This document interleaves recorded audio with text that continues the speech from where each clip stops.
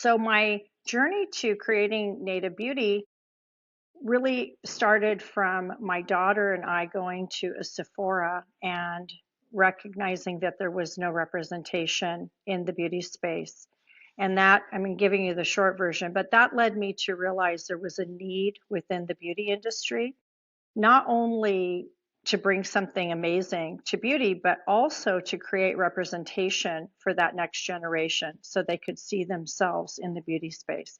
And that's really how it all started. You're exactly right. It is shocking to me still that we really have almost no representation of almost no representation of Native Americans in anything that we see in modern American culture. There's barely a mention of it, and certainly you don't see it in marketing or advertising, or even like you said, products that are created with that in mind, the culture and what it means. I think there's just so much that we could do to really, I'm not just saying repair the past, but really start honoring more of where we came from and where we are now that we are such a collective society, and that is something that I definitely hope for the future that we see more of in the world that seems so divided, especially now. It's like we do have a collective history together, and it would be great if moving forward we could do more to honor that and I think just have more awareness and conversations about it. So again, like I said at the beginning, I was so excited when I was introduced to you because I was like, oh wow, she's right. I've never seen any Native American products on the market. What is going on there? Like, what could we possibly learn? And just to give you a little bit of my family history, I actually do have some family in Montana. So I've been up there. They live very close to some of the reservations, sorry. So I've seen the struggle of the people there. They're very aware of it, about what has happened and what's going on. And, besides like a little gift shop around, it's like you still, even in those parts, you don't hear much about the conversation. So, with that said, regarding the Native American beauty that you've decided to launch, I realized, you were using some ingredients where the names were not totally foreign. They weren't some, I guess, chemical I couldn't pronounce. It was suddenly like, oh, they're using things like acorn oil. Well, that sounds delicious. Why haven't we used things like that before? So tell me a little bit about then when you were looking, in the stores at these products that were just, not something that you wanted your daughter necessarily to be using. Where was your first step then? Like, well, I think I'd like to get into this market or start developing products because there's always such a big jump from idea to action. So what did that look like for you? Well, I always tell people if I knew what I knew now of how difficult it is to actually bring a product to market, I probably wouldn't have done it because it's been a huge learning curve because I don't come from the beauty space. My background is I've been an art dealer for 3 decades and owned and operated art galleries.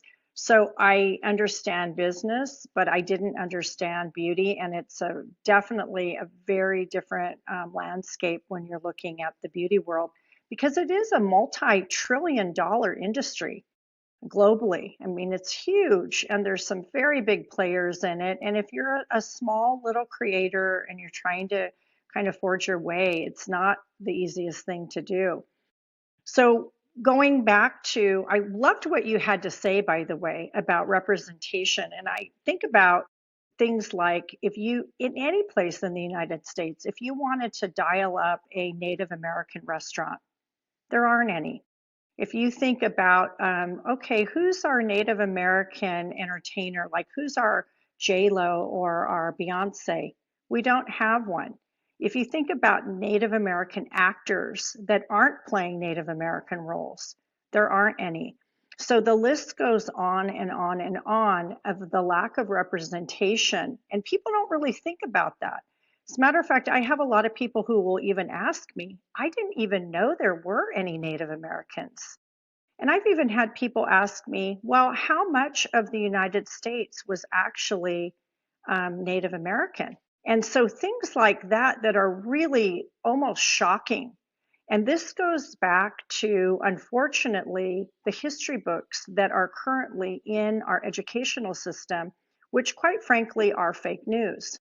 And people, they want to believe this history of how this land was brought to existence, this great nation. and not to be not to honor the fact that we live here in America. But the truth is it's a really hard thing to sell when you are talking about a great nation and how it was built, when the reality is this nation was built on free labor and free land. And that's a real harsh truth that most people don't want to even accept into their, like it's beyond people's mental capacity to understand how the United States was actually created.